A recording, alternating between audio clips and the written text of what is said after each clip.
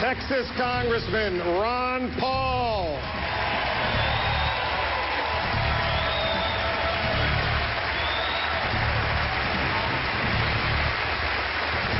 Ladies and gentlemen, the Republican candidates for President of the United States.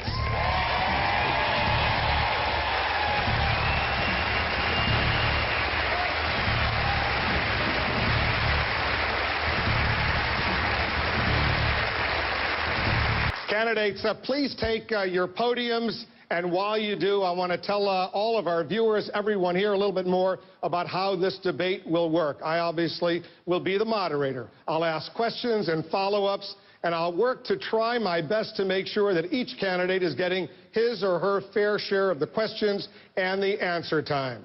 And as I mentioned, the Tea Party activists will be asking questions here in the hall as well as from our remote sites. And viewers, you too can participate. We're accepting questions for the candidates on Twitter. Make sure to include hashtag CNN Tea Party, on Facebook, and of course on CNNPolitics.com. Each candidate will have about 1 minute to answer questions and 30 seconds for follow-ups and rebuttals. I'll make sure that each candidate gets the time to respond if they are singled out for specific criticism. It's important that the American public knows where the candidates agree on the substantive issues and where they disagree. We want everyone watching to emerge from this debate more informed about these 8 people who each want to become the President of the United States. Now that the candidates are all in place, it's time for the candidates to introduce themselves to our audience. I'm asking them all to keep it very, very short. Here's an example of what I have in mind. I'm Wolf Blitzer, and I'm usually in the Situation Room, but tonight I'm thrilled to be at the Tea Party Republican presidential debate. Candidates, please take your podiums, and while you do, I want to tell all of our viewers, everyone here, a little bit more about how this debate will work. I obviously will be the moderator. I'll ask questions and follow-ups, and I'll work to try my best to make sure that each candidate is getting his or her fair share of the questions and the answer time. And as I mentioned, the Tea Party activists will be asking questions here in the hall as well as from our remote sites. And viewers, you too can participate. We're accepting questions for the candidates on Twitter. Make sure to include hashtag CNN Tea Party, on Facebook, and of course on CNNPolitics.com. Each candidate will have about 1 minute to answer questions and 30 seconds for follow-ups and rebuttals. I'll make sure that each candidate gets the time to respond if they are singled out for specific criticism. It's important that the American public knows where the candidates agree on the substantive issues and where they disagree. We want everyone watching to emerge from this debate more informed about these 8 people who each want to become the President of the United States. Now that the candidates are all in place, it's time for the candidates to introduce themselves to our audience. I'm asking them all to keep it very, very short. Here's an example of what I have in mind. I'm Wolf Blitzer, and I'm usually in the Situation Room, but tonight I'm thrilled to be at the Tea Party Republican presidential debate.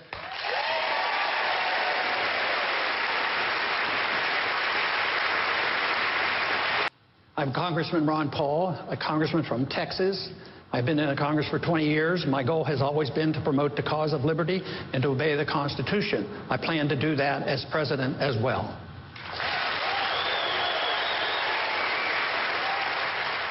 Ladies and gentlemen, the 8 Republican presidential candidates.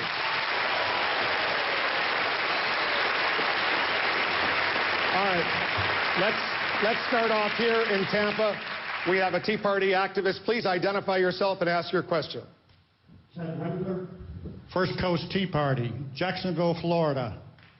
My question, how will you convince senior citizens that Social Security and Medicare need to be changed and get their vote? Congressman Paul, let me expand this conversation. Do you agree with Governor Perry that Social Security is a Ponzi scheme? Well, I agree that Social Security is broke, and we spent all the money, and it's on its last legs unless we do something. One bill that I had in Congress that never got passed was to prevent the Congress from spending any of that money on the wars and all the nonsense that we do around the world. Now, the other thing that I would like to see done is a transition. I think it's terrible that the Social Security system is in the problems. It has the problems it has. But if people wouldn't have spent the money, we would be okay. Now, what I would like to do is to allow all the young people to get out of Social Security and go on their own. Now, the big question is how would the funding occur? All right, hold that thought for a minute. Let's go to another question. We have a question now from the audience. Go ahead, identify yourself. Hi, my name is Dr. Bridget Melson with the Pleasanton Tea Party. Good to be here. My question for you is, what is your plan to balance the budget and get this spending under control so that my children's share of the debt is erased without compromising my retired mother's already tenuous financial future? Congressman Paul, what about you? Would you repeal it? Well, we shouldn't have never started it. I voted against it, but that sure wouldn't be on my high list. I would find a lot of cuts a lot of other places. Matter of fact, on Social Security, it is already being reformed because the cost of living increases aren't there, so the value is going down. So, no, there's places we should cut, and we spend, and I'm not sure I can get anybody to agree with me on here, on this panel, but we spend $1.5 trillion overseas in wars that we don't need to be in, and we need to cut there and then put this money back into our economy here. And that is the only way to achieve it. Then it still wouldn't be enough in order to get some people out. What we need to do is cut the Department of Education, the Department of Energy, and all these parts and get rid of them. Then we can do it. Welcome back to the CNN Tea Party Republican presidential debate. We got a question from Portsmouth, Virginia. Please identify yourself. Go ahead. Good evening. My name is Sandra Jones from Yorktown, Virginia. My question is, what would you do to get the economy moving forward? Do you have a plan? And if so, what is it? Congressman Paul, you're from Texas. Does your governor deserve all that credit? Not quite. I'm a taxpayer there. My taxes have gone up. Our taxes have doubled since he's been in office. Our spending has gone up double. Our debt has gone up nearly triple. So, no, and 170,000 of the jobs were government jobs. So I would put a little damper on this, but I don't want to offend the governor because he might raise my taxes or something.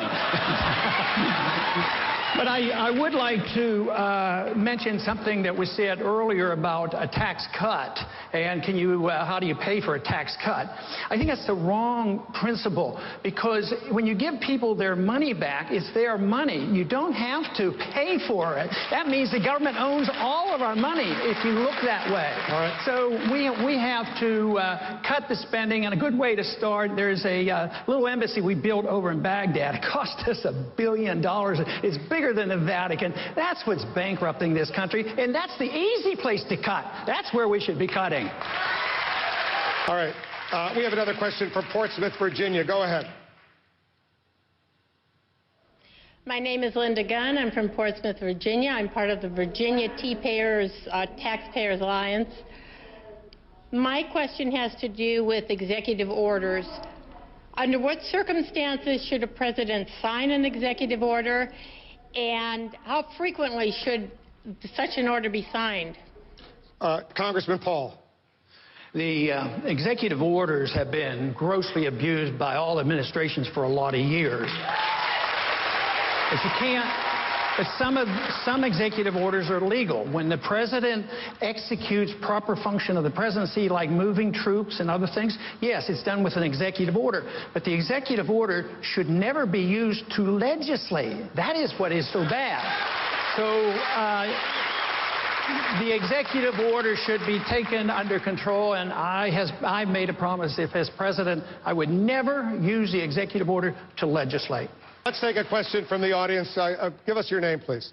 I'm Carolyn Taylor. I'm from Orange Park, Florida, with the People's Tea Party.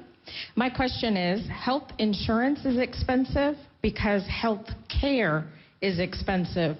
What is your plan to reduce the cost of health care so that our insurance premiums and other related costs can also be reduced? Governor, before I get to Michelle Bachmann, I want to you're a physician, Ron Paul, so you're a doctor. You know something about this subject. Let me ask you this hypothetical question. A healthy 30-year-old young man has a good job, makes a good living, but decides, you know what, I'm not going to spend $200 or $300 a month for health insurance because I'm healthy, I don't need it. But, you know, something terrible happens, all of a sudden he needs it. Who's going to pay for if he goes into a coma, for example? Who pays for that? In a society that you accept welfareism and socialism, he expects the government to take care of him. What do you want? But what he should do is whatever he wants to do and assume responsibility for himself. My advice to him would have a major medical policy, but not before. But he doesn't have that. He doesn't have it, and he needs intensive care for 6 months. Who pays? That's what freedom is all about, taking your own risk. This whole idea that you have to prepare and take care of everybody. But, Congressman, are you saying the society should just let him die? No. I practiced medicine before we had Medicaid in the early 1960s when I got out of medical school. I practiced at Santa Rosa Hospital in San Antonio, and the churches took care of him. We never turned anybody away from the hospital, and we've given up on this whole concept that we might take care of ourselves, assume responsibility for ourselves, our neighbors, our friends, our churches would do it. This whole idea, that's the reason the cost is so high. The cost is so high because dump it on the government, becomes a bureaucracy, it becomes special interest, it kowtows to the insurance companies and the drug companies. Then on top of that, you have the inflation. The inflation devalues the dollar. We have lack of competition. There's no competition in medicine. Everybody's protected by licensing. We should actually legalize alternative health care, allow people to practice what they want. Let's take a question from Twitter.